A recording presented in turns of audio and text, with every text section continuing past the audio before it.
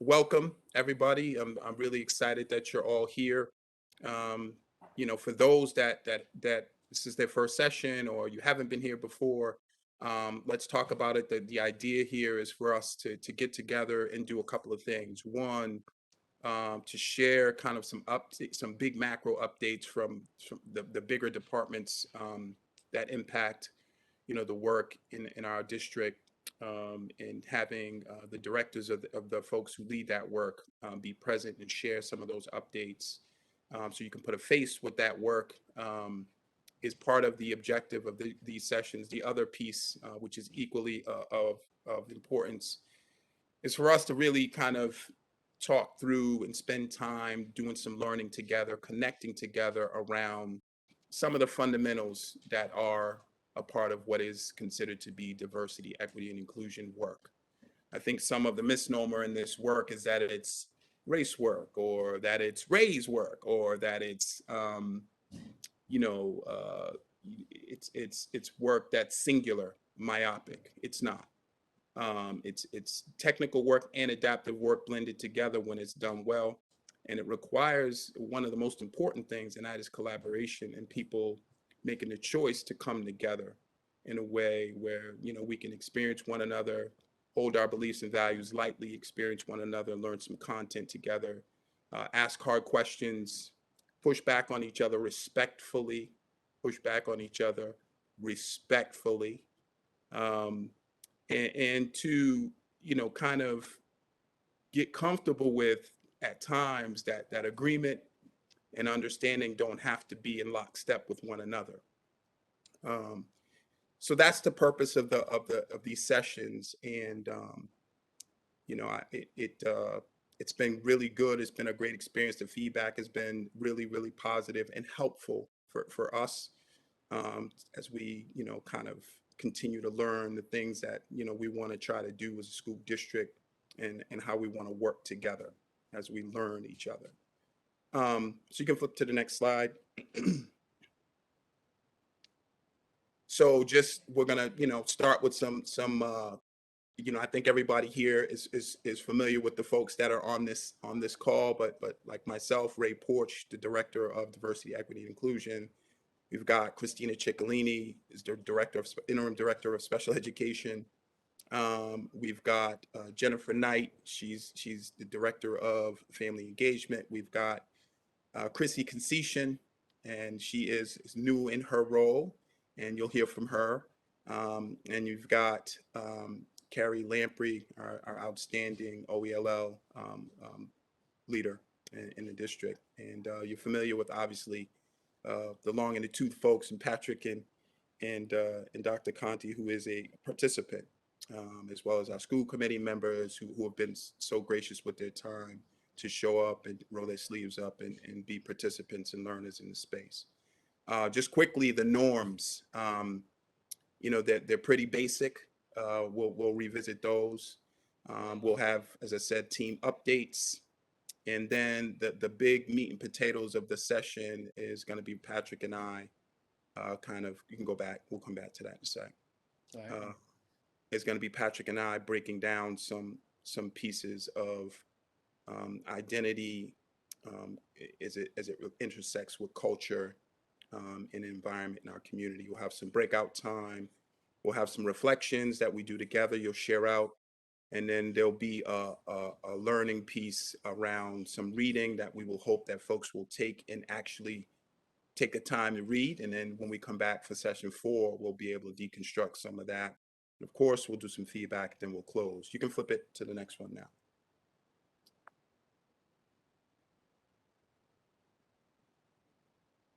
So again, the norms, stay engaged as much as you can. I realize you folks are all at home and, managing life, children, family. I know that well. I've got my little guy running around here, but if you can be on screen, that would be great. I think that's always a good thing.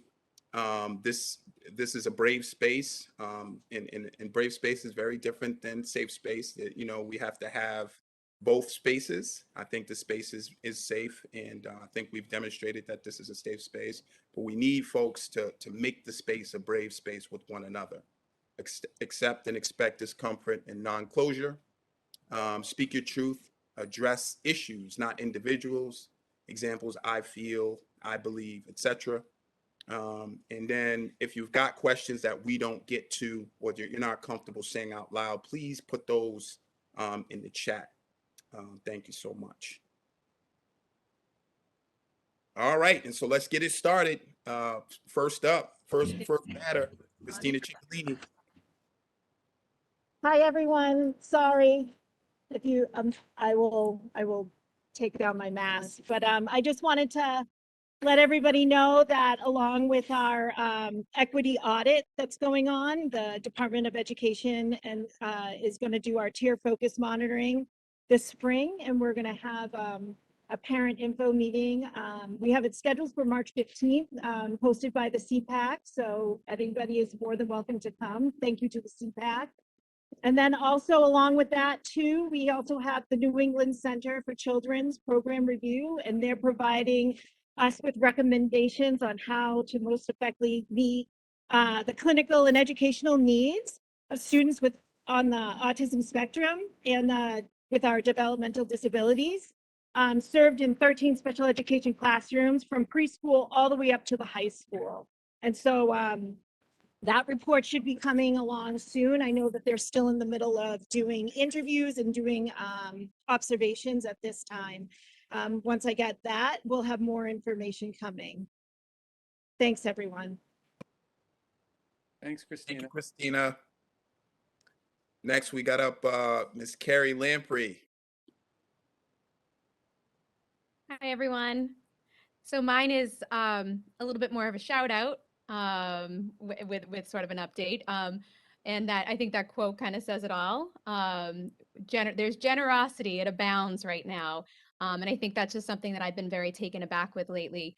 As you know, I mentioned the data before. We have a lot of new members to our Burlington community from different countries, brand new, their first experience here in the United States. And it's just been so heartwarming. Even just since we've had these sessions, people have been reaching out and wanting to support and welcome our new families into the community. And so I really just wanted to celebrate that and share with you some images of ways that people have been reaching out to support our families. And they include, individuals who have had things that they wanted to donate and share, as well as, our school has purchased some hotspots for families that aren't able to access internet and has been very generous about that. We have been connecting with the Burlington Food Pantry for a bit, as well as individuals have donated when there was a need. We even had one of our amazing principals literally deliver groceries to a family that was stuck inside with COVID. I mean, just above and beyond kind of generosity that we're seeing. We've had community organizations provide services for families who are in need. We had recently, I know Ray and Patrick and Rosemary took a group of students over to Dr. Altman's office. He's a physician in Arlington who provided physicals and vaccinations for students, again, out of his generosity, as well as we had a dental office in a nearby community in Reading that provided some pro bono work for one of our younger students who had some real dental issues. And then finally, also the Mass Health. So Chrissy's going to be going after me, but Chrissy graciously donated her time the other day to sit down with some families and help them connect with insurance. So, all of these things are heartwarming, and I think they speak a lot to the beauty and the strength of being part of a community. And Patrick, if you want to just click that for 1 second. And then I think the last quote just really says why it's so important. These things are so important because while they're not necessarily talking about academics, as we know, these are things that impact student learning and support students, and so that they can go into the classroom ready to learn and feeling socially and emotionally in a good space. So I am very heartwarmed by the community, and I thank you all. Thank you so much, Carrie. That's fantastic. Next up, we've got Chrissy Concession. Hi, everyone. I'm Christine Concession. It's nice to meet you all. I thought I would do just a quick background on me since this is my first time joining as a team leader. So I am a social worker by trade. I've been with Burlington Public Schools for the past 12 years as the social worker at the high school. Prior to that, I worked for the Department of Children and Families as a social worker, and I'm currently now in the new role as Director of Mental Health. I also work outside of the schools with a small caseload of students and families providing one-on-one counseling. I'm not going to go over our whole triangle, but I did want to share with you Burlington Public Schools' goal of providing comprehensive mental health services for all students. And we look at it in a tiered model, with tier 1 being services that are provided to all students, and moving up the triangle as you go. And as I continue to join these meetings, maybe I'll separate each section of the triangle and give an update on what we're doing in each tier. I did want to say that we've had some wonderful partnerships with community providers. We work very closely with Burlington Youth and Family Services, and they have been a wonderful support to the school system. We also have partnerships with Leahy Family Counseling Associates in town. We have a partnership with William James College for Interface. So there are a lot of services that we have access to for our students and families. If you need information, please feel free to reach out to myself or to any counselor in the school. We've been working really hard this year on providing trainings for all staff at Burlington Public Schools. Most recently today, all of our elementary teachers participated in a trauma training. We've also had a training for all of our school-based mental health providers on suicide risk assessment. And moving forward in the year, we have some very extensive training on trauma and compassionate care groups for our counselors here in the district. And as a department, we're also involved with several state and national collaboratives as a learning process. So we are trying to work very hard to build a comprehensive system that addresses the needs for all students. And I look forward to sharing more in the upcoming meetings. Today's session was outstanding, Chrissy. So thank you, and again, welcome to the sessions and to this platform. Jennifer Knight.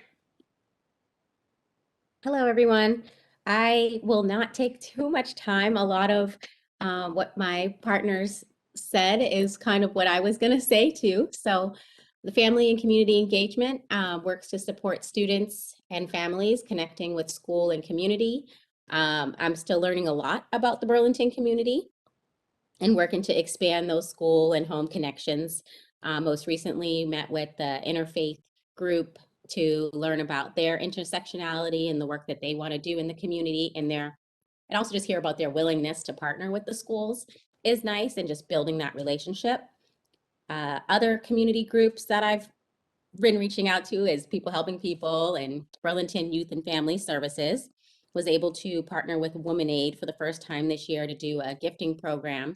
There are already so many wonderful programs in Burlington, so there's a lot to learn. And lastly, a new partnership is with the Lions Club in Woburn to get students classes and eye exams, and finding a better way to coordinate that for families that need it. So that's it. Thank you. So much, Jennifer. Thank you to this whole team. We've got a great group of leaders that are doing great work in our district. So I wanna shout them out. Great job, you guys. Keep up the good work. This is a slide that we've been pretty consistent about keeping up here, because I think we always have to keep a baseline for these sessions, and the hope is that we can just be reminded, like we create a stronger sense of belonging, engaging, learning, seeking understanding, and reflecting on our own beliefs and values. It's part of the purpose for these sessions and why we are here. The ultimate goal of this space is to facilitate collaborative effort with the school district community to generate systems, policies, and a culture of inclusivity that fosters and embraces difference as an asset and promotes the gifts and values of true belonging. This will have the best opportunity of succeeding if we all participate with the focus on what's best for all students and children. We will all need to be willing to listen, learn, be open, seeking understanding. We will all need to reflect, ask clarifying questions, and at times, just be still on our reactions and our judgments.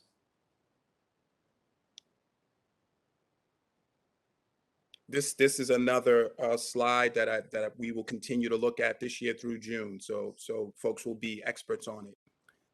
As I shared before, this is some of the foundation and the research that I've done as an educator over the last several years. And the two particular areas that we are trying to focus on at present is the culture area and the through lines with our own levels of awareness, and bias, meaning implicit and explicit bias. These elements at the bottom of this graph are the elements that are foundational to diversity, equity, and inclusion work. As a district, we are spending a lot of time in district office with senior leadership, really unpacking some of the identity work, because who we are and how we show up are drivers as we think about how we explore problem solving. And culture is driven by those four elements: the behaviors, the beliefs, the values, and language. Bias is going to muddy some of those elements, and so the importance of us understanding to be reflective and mindful of our levels of awareness are critical as we think about what our intentions are and what our impacts are. So you can move it forward. Another slide that we will continue to revisit. Culture. And Patrick, if you don't mind going through this slide for me. Sure. The way we each live our lives, meaning values, language, customs, behaviors, expectations, ideals, governing, child rearing, the nature of friendship, patterns of handling emotions, social interaction rates, notions of leadership, etc. Culture is how the brain makes sense of the world. And this is from Zaretta Hammond's work, Culturally Responsive Teaching in the Brain. And this Yeah, it's an agree or disagree. Like you have to, some of this resonate with you, some of it you may feel alternatively. And that's, again, that's why we're here, is to work through, you know, different points of view, our differences, to embrace those, to talk about them, and come to a common understanding as people that work with the children and interact with the community in Burlington. Thank you so much, Patrick. Thank you. And I just want us to be thoughtful about this. And again, we can have acceptance through agreement, and we can have acceptance through disagreement. I think it's important for us to keep that top of mind as we try to rationalize problems and negotiate circumstances as they arise in our community and with each other. That things are not myopic, and that this framing is a way for us to be thoughtful about that. So if you have thoughts, feel free to throw them in the chat. Patrick, if you could roll forward, Bob, whoever's handling the slides. As you saw in the graphic prior, 2 slides prior, this idea of implicit and explicit bias.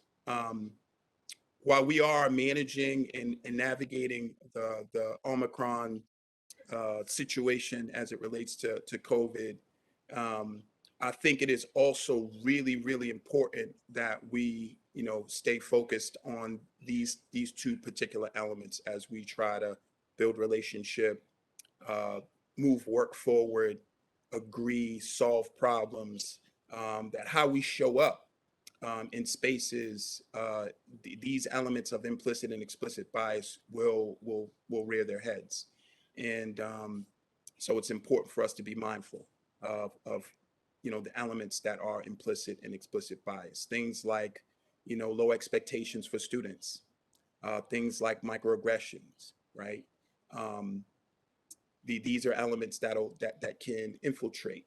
And whether you are conscious of these things or intentional about behaving in a way is of no consequence. Reflection allows us to look hard at what our intentions are and then what our impacts are.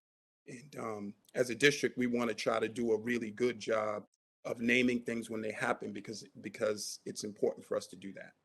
So again, implicit bias and explicit bias are elements that we want to be mindful of and pay attention to. So that's why the slide's up here. So we can go ahead and roll that one forward. Today's goals. Excuse me. Deepen our awareness of self-work and self-diagnosis as it relates to equity. If we think hard enough and really look at things, clearly, there isn't a space where, where we couldn't highlight some equity elements. So this idea of self-diagnosis and self-work, again, is foundational and essential. Because we hear this word equity, we hear words like discrimination. These are buzzwords in that people begin to manipulate and begin to leverage. And my hope is for us to constantly be reflective about what we mean when we say equity. And the best way, in my experience, that I've learned to do that for myself is through reflection, self-work, self-diagnosis, looking at my impacts and thinking deeply about my intentions. Exploring and discussing our own identity development over time. And as I said, as a district, we are doing a lot of that. And I'm going to cold call on a couple of folks on our team to speak to that, speak into the space on that before we get rolling here in a moment.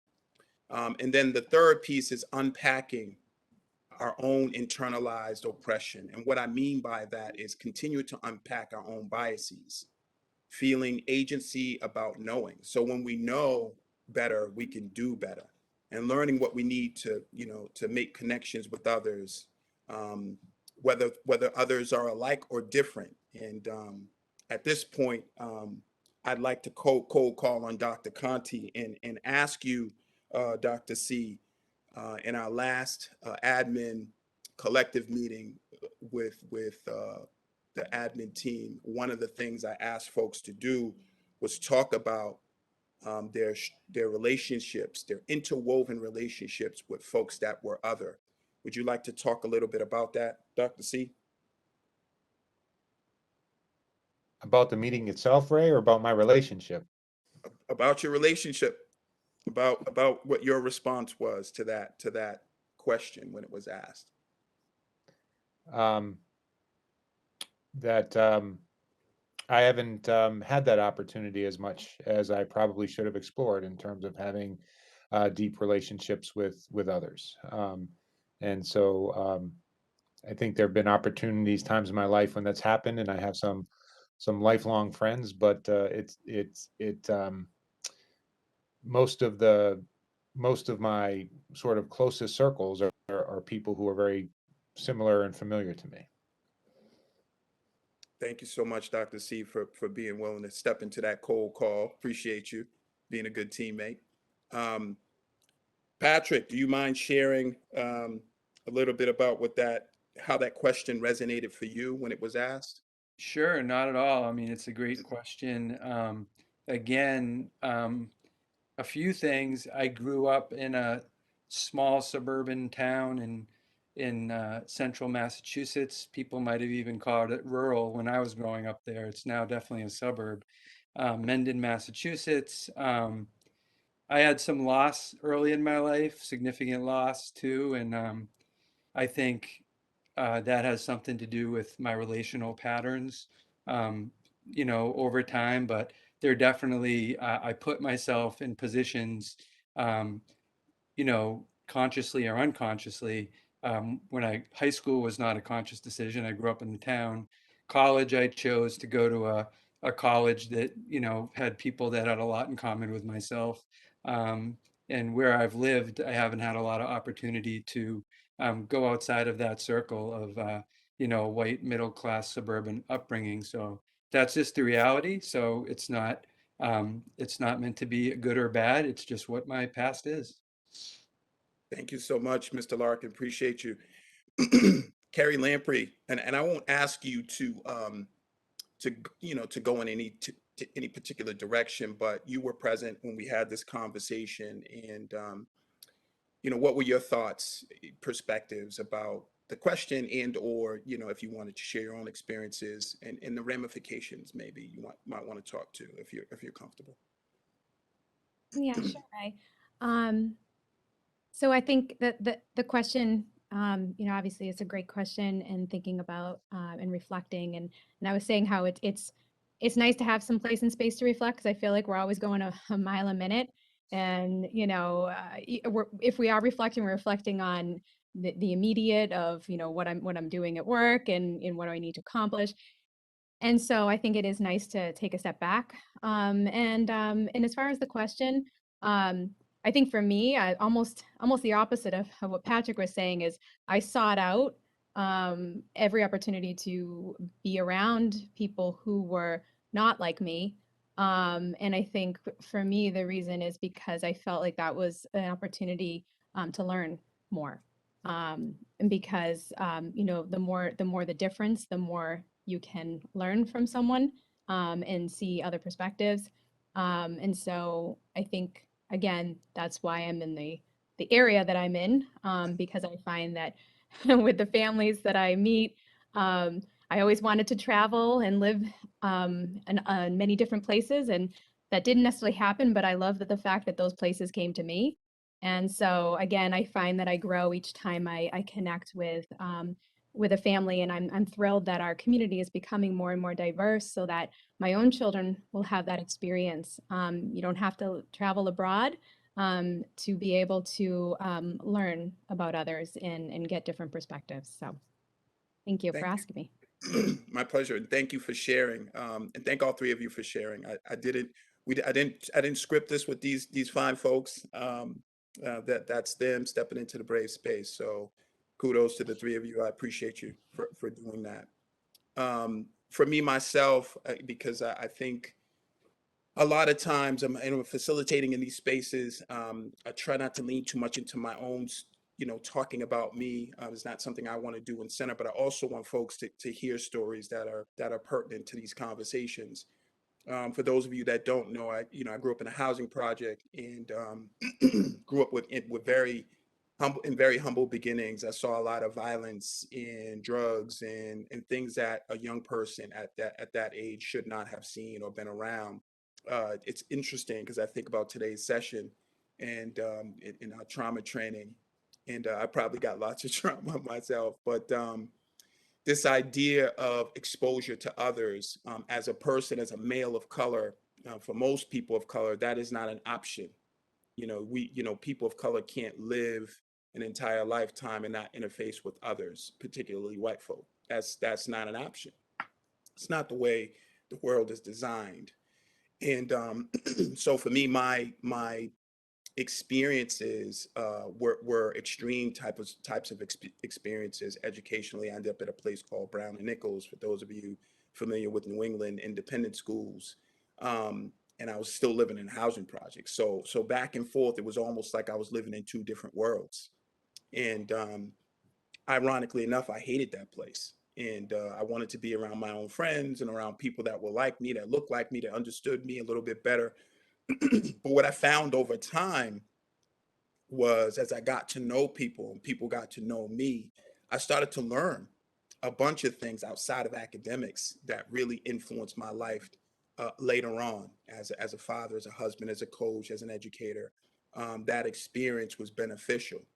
And ironically enough, and Dr. Conti and I talked about this at length as well, what I also started to understand, because then I didn't quite get it, was that my presence in those spaces made those spaces better, right? Because these were young people and families that could opt not to have exposure to a person of color, right? And so my being in that space, as much as I didn't want to be initially, was improving their experiences, right? I could not rationalize that until later in my life. And so I built wonderful, strong relationships with lots of people that look different from me, that still hold lots of tremendous value to this day. Folks who, have been in my life since my daughter came into the world, and we're at my wedding and stayed at my house. I've stayed at their house, and that they're there on my birthday, and I celebrate their family birthdays and those kinds of things. And just for full context, I asked this question to senior leadership folks because I think it's important that we all remember that you can learn all this language, equity, you can learn language around racism, anti-racism. Sounds good. It's great language. But underneath the words, you have to line up your thinking and your behaviors. And as I said to our team, in order to really internalize change as it relates to interfacing with people that are different, you need reps, right? So that reps meaning repetitions, right? So if you don't get reps in your life, if you don't have experiences that are interwoven deeper than surface experiences, you are not likely to be able to connect and engage and understand yourself a little bit better, and your beliefs and values a little bit better, or other people. And so it's not just about the words and the fancy language, because we got lots of folks who do that well in conferences and showing up at places. And, oh, I went to this conference and I did that. That's great. That's great. But then you show up and have a conversation with somebody like me. All right. So I just want to highlight that, because this is why at the district level we are doing this deep work, and our principals will do this deep work as well. So you can forward the slide, Patrick. So if I could just have somebody unmute yourself and read this quote, that would be great.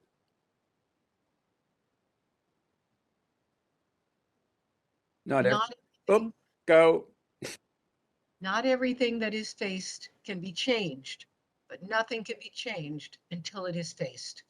By James Baldwin. So thank you, Ms. Simon. I'd like us to just take a minute and think about that, given the context of where we are as a community, this time of year, this work, this role that's brand new to this district. Take a moment and think through that quote. And then in the chat, Bob, we have access to the chat, correct?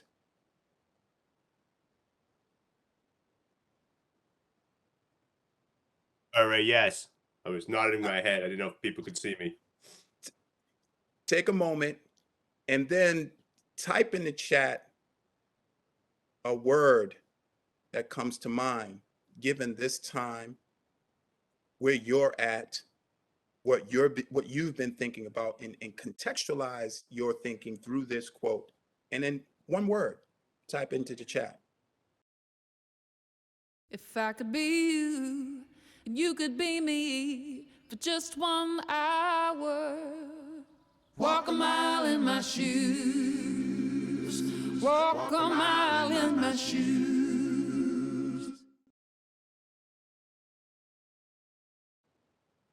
We'll wait another 10, 15 seconds here while people type their words into the chat. And I'll just start reading a couple of them. Responsibility, advocacy, courage, collectivism, color brave. 2 words, somebody deviated outside the rules. Challenges, autism, determination, persistent showed up a couple of times, justice, honesty, resilience, willingness, challenges, viruses, persistence, steadfast, focus, attention, action, awareness, humility, perseverance, equality, perspective, and bravery. Courage showed up again. Thank you all.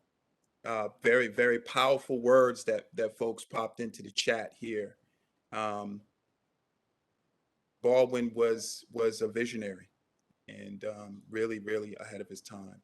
So thank you all for taking that quote in and being thoughtful about it. I would ask that, like, we think about the words that we used and how do we actionable, make those words come to life in our day to day as we interact with people and with situations that may be dynamic and might be difficult, challenging.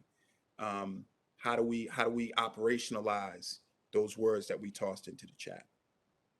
So now what we're going to do is we're going to jump into a video here, which I think is terrific and appropriate for where we're going. So Patrick, if you could fire that up, that would be great. Hopefully we got volume. Let's see.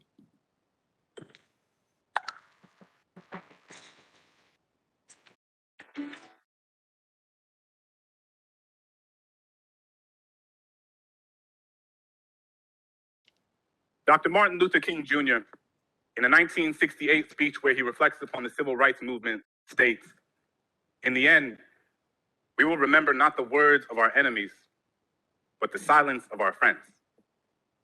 As a teacher, I've internalized this message.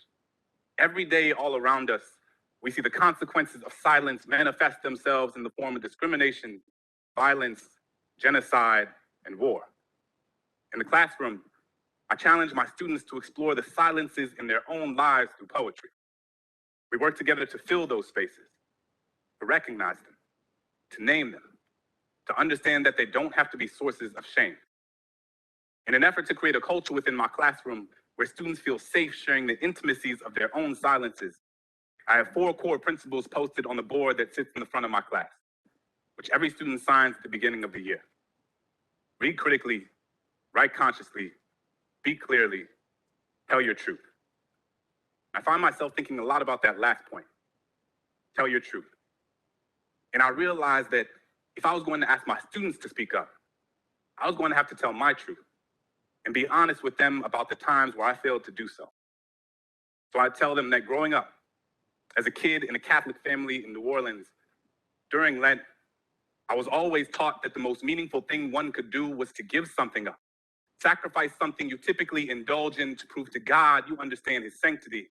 I've given up soda, McDonald's, French fries, French kisses, and everything in between. But one year, I gave up speaking. Figured the most valuable thing I could sacrifice was my own voice, but it was like I hadn't realized that I had given that up a long time ago. I had spent so much of my life telling people the things they wanted to hear instead of the things they needed to. Told myself I wasn't meant to be anyone's conscience because I still had to figure out being my own. So sometimes I just wouldn't say anything, appeasing ignorance with my silence, unaware that validation doesn't need words to endorse its existence. When Christian was beat up for being gay, I put my hands in my pocket and walked with my head down as if I didn't even notice. Couldn't use my locker for weeks because the bolt on the lock reminded me of the one I had put on my lips when the homeless man on the corner looked at me with eyes up, merely searching for an affirmation that he was worth seeing. I was more concerned with touching the screen of my Apple than actually feeding him one. When the woman at the fundraising gala said, "I'm so proud of you. It must be so hard teaching those poor, unintelligent kids," I bit my lip because apparently we needed her money more than my students needed their dignity. We spend so much time listening to the things people are saying that we rarely pay attention to the things they don't. Silence is the residue of fear.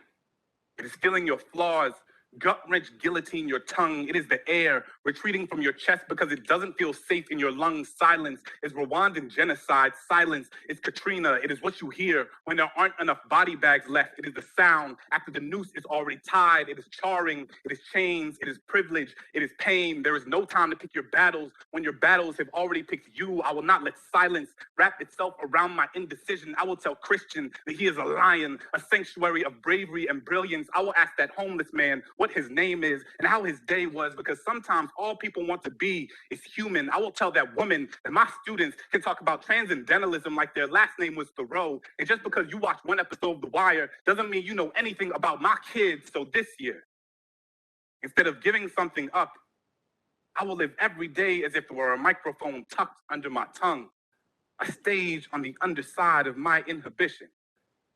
Because who has to have a soapbox when all you've ever needed is your voice? Thank you.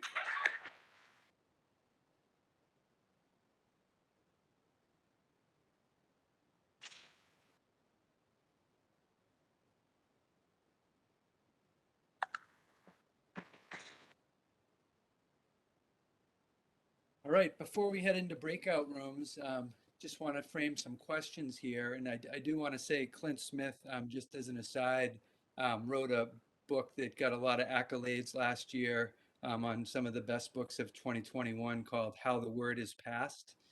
So I highly recommend you checking that book out. I read it myself. It was one of the best things I read last year. But just going back to the video, what do you agree with? What do you disagree with? And what do you question or wonder about based on that talk? So Bob, if you could put us in, we're going to probably be in breakout rooms for about 7 minutes. Again, what do you agree with? What do you disagree with? What do you question or wonder about? Groups of 4, and just please introduce yourselves. If you end up in a group where you don't know the folks there, please take a minute to introduce yourselves. So about 2 minutes for that and 5 minutes for the discussion, and then we'll come back.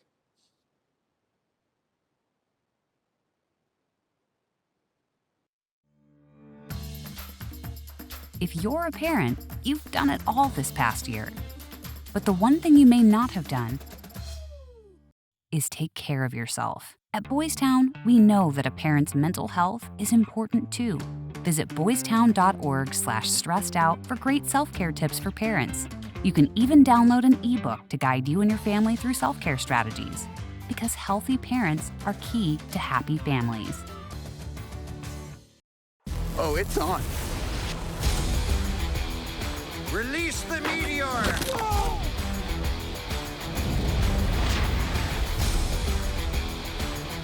He's looking at you, kid.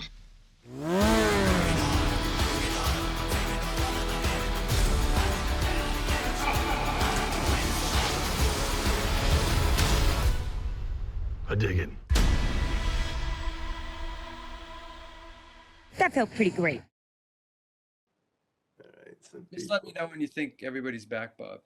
We weren't ready. Yeah, listen, that's a good thing. That's a good thing. Jim was making a powerful point. Yeah, we weren't ready either. Wendy, I'm sorry we didn't get to hear the end of your statement. Bob, when we go back, can we have the same breakout rooms? I assigned them randomly, so Bad. Next time, we got to do better with that. So I apologize in advance. It would have been nice to continue if you could. But again, we're getting better at this, and we appreciate your patience and technology as we learn this. So just quickly, before we go to the next step, we are going back into breakouts for some more discussion. But what questions or wonders came up, or what resonated in your group? Does anybody want to share? Just unmute and jump in. I'll just comment, because this is what Wendy Chewinski was just saying, that I think we all agree that, the point of silence means that you're condoning what's happening. And if it's something you don't condone, then we need to be brave enough to speak up and not be silent. Thank you. What else? What else did people question, wonder, or what resonated from your discussion? Our group shared the same perspective. Speaking up is super important. One thing we also kind of talked about, which someone else mentioned that stuck with me, was also sometimes pausing before you speak up to make sure you're getting your message the way you want it to come out. Thank you, Beth. Yeah, that really resonates with me. I know pause and reflect, and sometimes for me personally, depending on what the topic is, if I'm feeling very emotional for some reason, I will kind of listen a little bit more and make sure I don't jump too quickly. So that's great. What else do people want to share? One more from one of the breakouts, and then we'll keep going. Patrick, there was some agreement with sort of a faith-based foundation.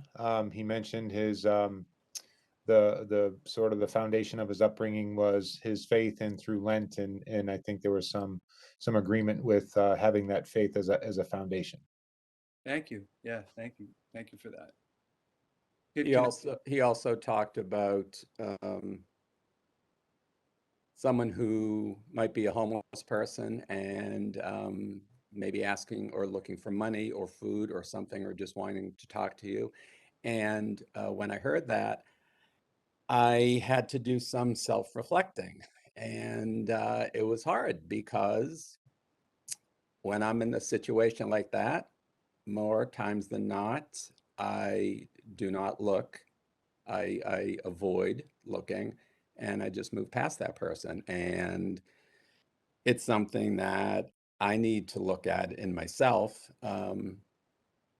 because I think it would make me a better person by not reacting the way and responding the way I typically do. Thanks for sharing that, David. I have one thing. I don't know if you're trying to move on, but our I group, want to cut it off. Go ahead. sorry, our group talked about sort of the burden on students to speak their truth and how some feel like, obviously we're talking about silence, but some feel more silence than others. And there's just a higher expectation for some students than others to share their truth. And it's even what Ray Porch was saying earlier about how he was like helping other people do the work. It can be a different experience for different students. Thank you. I'm going to do my wait time because if people want to jump in, I appreciate you all sharing in the big group. I'm just going to wait 10 more seconds. I'll share one last thing. One of the final questions we were talking about in our group, where do you start? Like how do you stop the silence with yourself? How do you begin to speak up more? And we were just saying, you know, it starts, well, I think it starts with being comfortable with who you are and knowing who you are and what you stand for and what your beliefs are, and taking that into spaces and, you know, having conversations like this where people can feel comfortable with expressing who they are, even though you may not agree with someone, but being able to speak up in spaces like this without fear of being judged or retribution or whatever the case may be. Thank you, Tara. Yeah, the quote that resonated with me so much from this video was, silence is the residue of fear. And again, for myself, the fear takes many different kind of renditions. It's like fear I'm going to say the wrong thing, fear I'm going to say something that this group I'm with right now is going to disagree with. There's so many different types of fear depending on the context. So again, it helps me, like David gave a great example, think about the person that I want to be reflected as, or that I want to be able to go to bed at night saying, like, that's who I am, that's what I did. So great. I appreciate the transition as we jump into something a little bit, I think, harder to grapple with, at least for me. So this next slide, and there's different versions of this. This is from the work of Elena Aguilar. She adapted this. She has a Bright Morning group that does a lot of equity work in schools. And this is what she called the wheel of power and privilege. And I know I've been in discussions with friends, and they don't like the word privilege. So for me, it was, how about, let's use a synonym, advantage. So I'll talk about myself again. Like, I grew up in a middle class home in a suburban area. My parents were both college graduates. My uncle was the local judge. That certainly helped me out in some situations, which I'm not going to self-incriminate here. But just when you go around this this wheel, it's talking about, like, I'm talking about the facts of my background. So I'm a white male. I speak English. I identify as male. I own property. Really, the only thing that I'm not right at the center here, for the most part, is being 18 to 50. So, like, just and what does that mean for me? And it's just it's just what it is. It's recognizing my place in the world and how I've gotten here. And it's not good or bad. It's just, it is what it is. It's my history. So what we want to do is, I'm going to leave this wheel up here for, I have 8:02. So I'm going to give 5 minutes for you to look through and just think about where you fall on this wheel. Elena also put some bullets down at the bottom. There's certainly areas it's not all inclusive, but just in general, think about where you would fit in on this wheel of power and privilege. I'm going to give you the 5 minutes. So at 8:07, I'm going to give you some questions to kind of reflect upon before I put you back in breakout rooms. Can we make it a little bit bigger? Because it might be tough for folks to see. I can't. Can we make that screen a little bit bigger, Bob? Is there a way to zoom in somehow a little bit? I don't think I can. Oh, so there's a link. Hold on. Let me get out of this. And I can put a link in the chat. Oh, that'll be beautiful. Because I know if I got my focals on, I'm still struggling a little bit to see it. If you use your fingers on the screen, you can make it bigger. Ah. I'll put it in the chat as well, just if that's easier for people. Yeah, Miss Simon is spot on. She's right. Actually, yeah, you can make it a little bit bigger by just using, if you're on your computer, but if folks are on their cell phones or different things, I think it might be a little bit harder. So the link might be useful. And while we're doing that, there we go. While we're doing that, the other thing I would add to what Patrick was sharing is we just transitioned from a conversation about the origins of silence. Some of that is a byproduct of how people process information. There are a litany of reasons why folks may speak into a space or may not, but I think it still all walks us back to the self-work, right? The understanding who we are, and then how do we communicate who we are? How are we sharing who we are? What's difficult to do that if we're not doing the work of really looking hard at ourselves, who we are, what we recognize, as Patrick just got through talking about himself, and the elements that make and comprise who Patrick is, from his origins to who he is now. This is what we mean when we talk about identity work, right? We can't know where we're going until we know where we're coming from, and then be able to communicate that with others. So I just wanted to add that component in how these two intersect.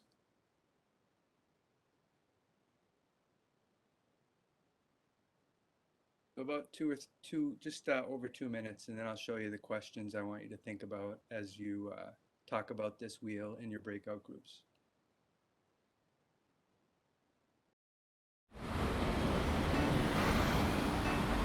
Hey, let's check out this park.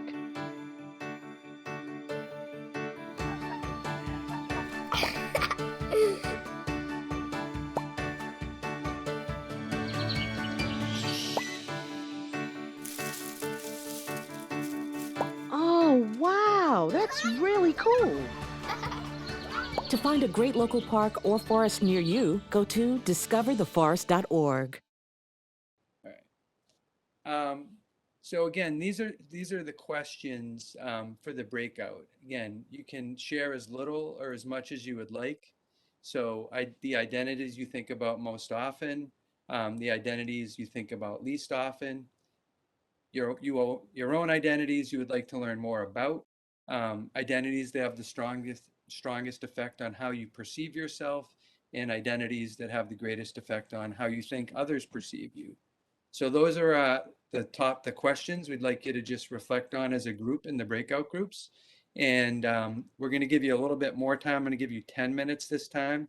It's 8:08 roughly. We're going to come back at 8:20, and we'll debrief a little bit as a larger group. So we're going to go back to breakout rooms, talk about these questions. Please share as much or as little as you're comfortable sharing in the groups.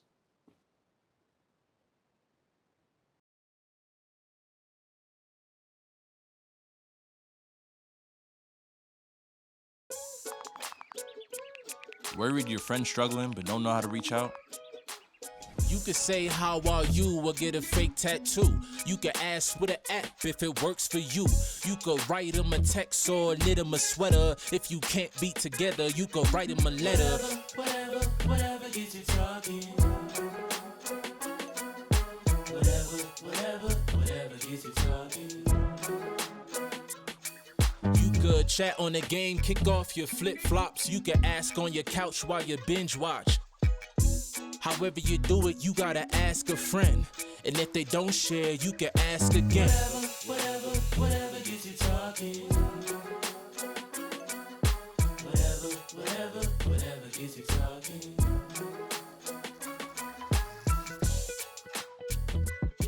There are a lot of ways to reach out to a friend about their mental health. Learn how you can help at seizetheawkward.org.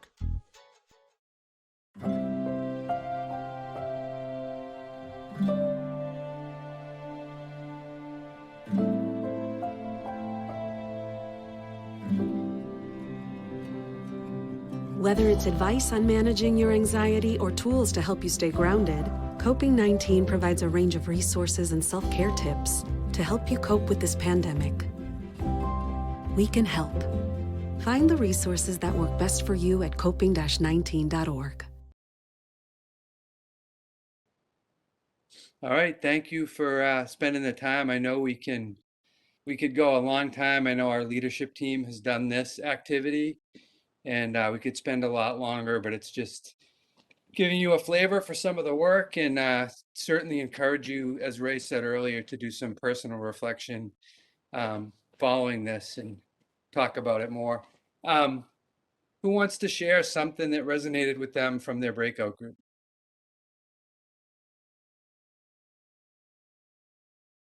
Karen, please, please, Karen, I'm begging, please.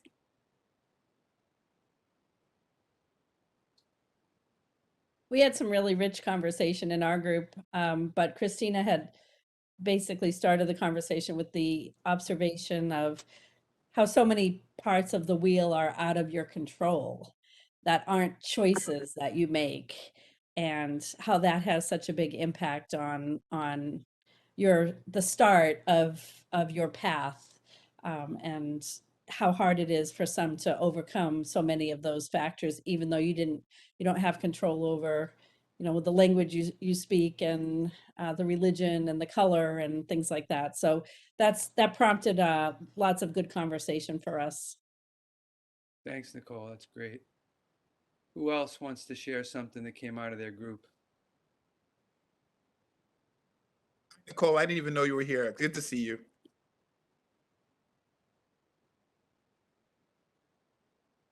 Karen, going once, going twice. Come on, Karen. Come on, step into the brave space, Karen.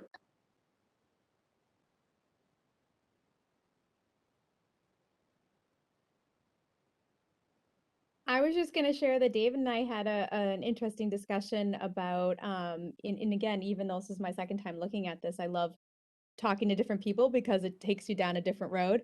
But we were talking about how culture can even impact this wheel. So again, different cultural lenses, you can look at these categories differently. So whereas we were very, both of us, and this was the same for me when I first looked at it, were surprised by the whole body type piece and how that could indicate power. But we also talked about how if you look at it through a different cultural lens, a slim might not be what might be in the middle for power. So I think it also connects us back to what we first talked about with culture. So I thought that was an interesting piece. Thanks, Carrie. That's important. Oh, can I have 1 minute? Karen put in the chat that she's unable to unmute. Oh. Right.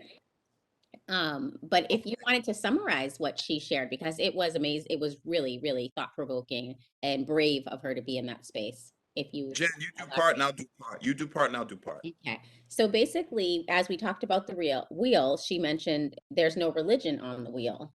And why is that, especially here in America, and how lawmakers and leaders in our country are using religion to make laws and changes. And religion can be a very powerful thing for many, or take away your power.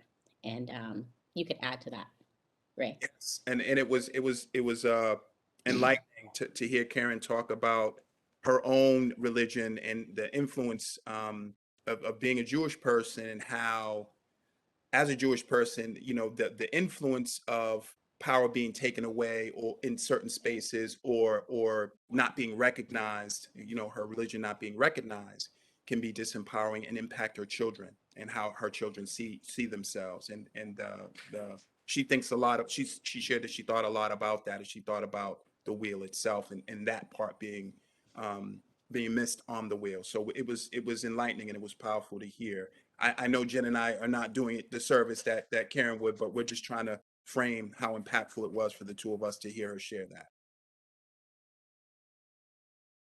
Thank you. Thanks for bringing that forward. you. What else? What else? I'm going to give, again, a little wait time to get at least one more person to share from the group. And I appreciate folks that are stepping into the bigger space right now. Hey, Dan, I didn't know you were here. Good to see you, man. I'll share. Someone in our group said that after looking at the wheel, it looked like they had a lot of power and that their reality did not match what it looked like on the wheel. And that really was very powerful for me and started me thinking. Thank you, Phyllis.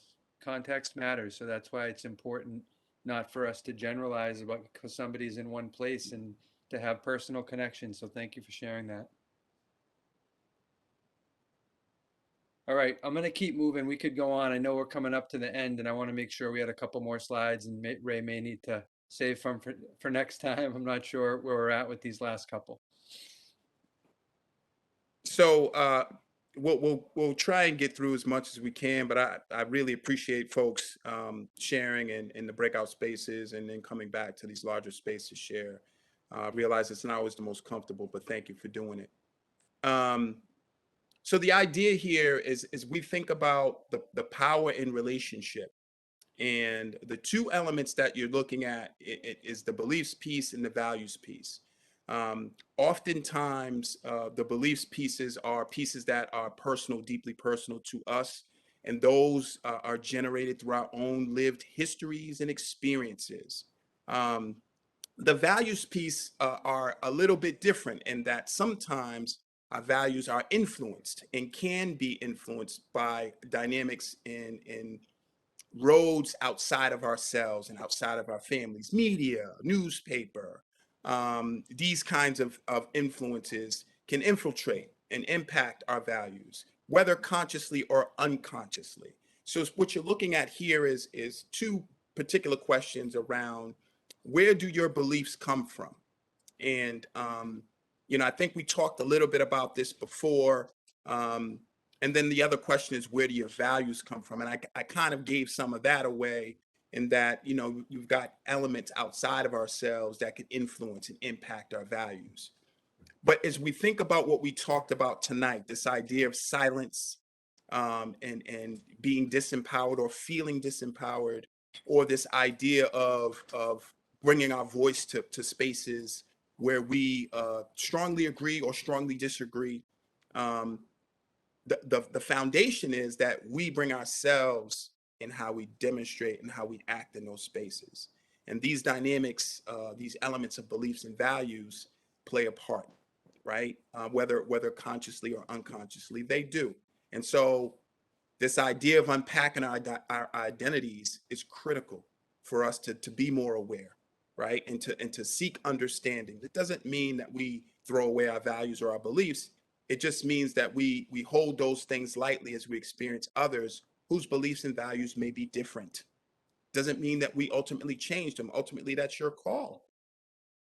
But for us to really show up in a space and say that we are quote unquote objective, it's hard to do that if we just anchor ourselves to the things that we hold nearest and dearest and may be different than others. So I did have planned for us to kind of go through this, but given the time, I think this is something that I just wanted to share and we could come back to. This will be a baseline in this work for us as a district. And so we will always be transparent and share some of what we're doing with you. But Patrick, you can move forward with the next slide. Sorry. So here, what I wanted to have time to do was really talk about what we're going to do the next time we're together, and then field any questions that folks may have. The next time we're together, we'll explore, some additional conversation around values and beliefs. And again, for context, I want folks to understand this is not about changing your values or changing your beliefs. It's about having a conversation about your values and our values and beliefs with one another. We'll begin to reflect on how our values and beliefs influence our behaviors and actions with others, because they do. right? And we have to understand that in order to really be thoughtful about what our intention may be very different than what our impact is. Since I've started in Burlington, I've had many a conversation with families and parents, and getting feedback around what they're hearing me say or the intention of the work, and then learning in that conversation and through reflection and hearing feedback, seeking to understand feedback, understanding the impacts may be very different than what the intention is. But this happens in all of our lives, in our families. This happens in day-to-day conversation. This happens. So this is part and parcel as to why these conversations in these kind of spaces are important, and that we do them intentionally. So in preparation for our next session, I would ask folks to read Wheatley's work, Willing to be Disturbed. It's not a very long piece. And can we throw the link in the chat? Yeah, see if hold on. I can- Just leave my. Patrick, you have the ability to throw the link in the chat? Yeah, I think I'm gonna have to just stop sharing them. So. Okay. It's not a long piece at all. It shouldn't take a ton of time. And if you intend on being at the next session, I think the piece is powerful and gives us all a wonderful opportunity to really look hard at like ourselves in a very personal way that's not public facing through the text, and to give some thought to how we believe and what we believe, and then how we value and how we demonstrate our beliefs and values through language that we use and through our behaviors. Ultimately, on the far end of this, the hope is that we can think about our actions and our behaviors, and try to contextualize those things again for ourselves first, and then what are the ramifications as we interface with others. I know this is something that I'm trying to do daily in the role that I serve in Burlington, as well as daily as Ray Porch, the person in his own life. And sometimes I'm more successful, and other times I'm not as successful as I would want to be. But the piece, I think, is dynamic and powerful, and I think you'll glean a lot for yourself from reading it if you have not read it before. But at this point, I'd like to leave the space open for folks if they have questions or anything that they'd like to share, and anything that resonated with tonight. I know this time goes so quickly when we get together, but I think it's because of the depth of the conversations. I also put the feedback link in for people for tonight if you can't Oh, stay. thank you, Patrick. Thank you, because I hadn't even thought about that. So thank you so much. Closing thoughts, ideas, takeaways, things that are in your head at this point that you want to share, questions.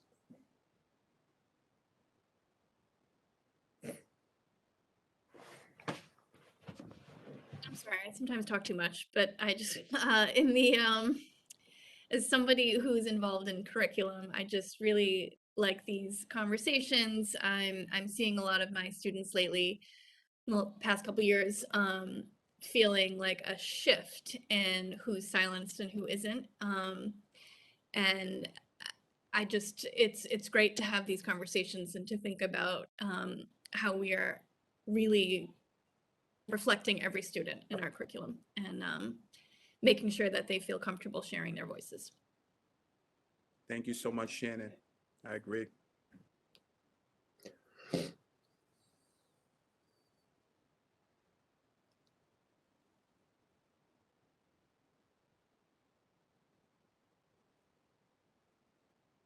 Hey, how are you? It's Dan. Hey, Dan, I hollered at you. I don't know if you I heard. wasn't sure. I wasn't sure if you were talking to me or not. But it's good to see you, man. I'm glad too. I'm glad that the two of you made it tonight, and it's really good to see you here. And I told you, my email, anything, you just don't pause, hesitate, reach out, man, for anything. It doesn't matter. Yeah, But we'll be here. it's good to see The comment that I wanted to make is probably specifically on the wheel. Those I have a little bit of an issue with it, only in that if that's some of the documentation or some of the the material that's being used in the classrooms, I feel like it's a little bit problematic because that's somebody's perspective of where power lies versus what somebody else's reality. I think somebody mentioned earlier that, you know, they saw that there were a lot of different aspects of themselves that might have been at the center or at the outside, and that was their perspective was very different from what the wheel was saying. I think that's true for everyone. So I think it's kind of it could be a problem when we're introducing images and graphics like that to young people and just presenting it as this is the way it is, because I don't necessarily think that's the case. I think it's somebody's perspective. So I think a lot of this comes down to perspective, and that's where you know, I think we really got to look at it from what we're putting in and how we're presenting some of this material to younger people. That's my one of the biggest concerns that I have. Thank you for sharing, Dan. And I think I understand where you're coming from and what we're trying to do. One, I think what we're doing at present is really just with the professionals, with the educators. This is not something that we're doing with students at present. This is just context really for us to begin to have the conversation as professionals. And I think everybody here would agree. Part of the challenge with this level of the work, Dan, is I think we all buy into systems on some level, and we talked about this in our small breakout room, and social constructs that impact all of us. And you know, we talk about this a lot in central office, and how deconstructing is really about having conversations, because these ways in which we make meaning in the world, the systems, the structures, were devised in repetition by humans. And the only way to redefine power, and I hear you saying redefining power and the understanding of what power is about the people who are experiencing that term, that word. Power for me is being healthy and loving my family. You know what I mean? So when I look at that wheel and I talked about this, I'm thinking about my definition of power, and that's why we're having these conversations. But I think the key point that you hit on is it is all about presentation. I think oftentimes, you know, we are fearful in spaces when we see and we read things and we look at the impacts of these things, because we can't control what other people's brains are doing. The thing that we control is the ability to come into these spaces and spaces like them and have these conversations, and to hear wonderful feedback, impactful feedback from folks, reflection, concerns, the ones that you've raised in others, in order to continue the dialogue and keep the conversation open, so that we are thinking about those concerns as well as other people's concerns. And so that's part of the premise of this space. So we welcome that feedback for sure. But at present, this is not something we're doing with young people. This is really us kind of unpacking some of these concepts to broaden our own thinking and our own learning, if that makes any sense. Yeah, thank you. Yes, sir. Yes, sir. Anybody else want to chime in? I want to honor people's time. I just wanted to say that I think you had a great point about, you know, what, like your experience, like, oh, if you're in the white part of the wheel, you're in a position of power, and maybe didn't feel that way. And our group kind of talked about that too. But we kind of used it as, okay, well, what does that mean for someone else in a different part of the wheel?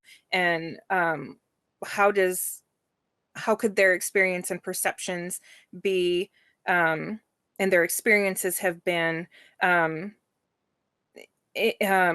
in their position of power or lack of power, and just using that to say, well, what does that mean for someone else? Not maybe me, because you're right, it's not going to be the exact same thing for everyone. But we talked about that too, and well, what does that mean for someone else in a different part of the wheel? Yeah, and thanks, Beth. The power of this is for us to look at the wheel and talk about our interpretations, our own experience in reference to what we're looking at. And there's multiple wheels like that that people have made, and you could create your own and talk about that. So the perspectives, like what we do not want to do is say anybody that's here, that's a problem. Anybody that here, that's a problem. Like we're not generalizing. We're not having bias towards one group that's in one part of the wheel. It's about your personal interpretation and your experiences in life. And I just appreciate people being so open to share tonight. Yeah, I mean, I think one of the things I talked about earlier was in the work that we're doing, as an admin office, um, the work is complicated.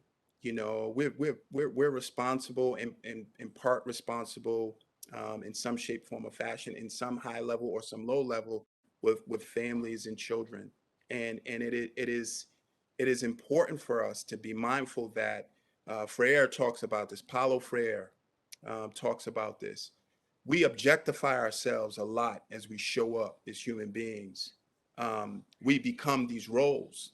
And so the perspectives that we show up, that we are in these roles, we become these roles. We in some shape, form, or fashion, in some small way, chisel away at our own humanity. And that now I'm the DEI person. So that means I know all things DEI. No, no, no. I'm Ray Porch, husband of 24 years, father of one, grandfather of one, youngest of 10. That is the baseline for Ray Porch. It is not this black guy who's doing DEI. No, no, no, no, no, no. Don't confuse yourself now, because I don't show up thinking of myself that way. And I want people to understand that. And I'm speaking about myself because I don't want to speak about others. But I think the dehumanizing piece is when we objectify ourselves in roles, which gives us less grace and less room for error. That's where fear creeps in, right? We all mistake. We all misstep. No one here is perfect. No one here is a right or absolutely correct about anything. We're all people trying to figure things out. And I always say this: we're better together trying to figure things out than we are in silos. Our world has enough silos at this point. It's not doing any of us any good. So this idea of talking about difference on purpose is how we come together, right? And so that's the purpose in the space. But with that said, I know we're at 8:42. Listen, I appreciate all of you, and I feel like we're building some continuity with this and some momentum to continue to step into the space bravely and seeking understanding with each other. And I am grateful to you, each of you, for being here and for continuing on this journey with us as we try to grow ourselves and be better as we kind of contribute to this community that is Burlington, this wonderful, important community that is Burlington. Ray, So thank you. Yes. as great as tonight was, it would be much better with an AP setting. Where's your grandson? He's off and about doing something here. He need to be getting himself in the bath, ready for bed. But this ain't Grandpa's night tonight. I think Nana got him tonight. I got him Thursday night, so he's running amok here somewhere. But see, there he is. He's doing something he shouldn't be doing, I'm sure, at this point. But again, I want to honor people's time. I appreciate all of you, and thank you. And I hope you all stay with us on this thing and keep showing up, keep having the difficult conversations, talking to each other. It doesn't just have to be here. And again, I appreciate you.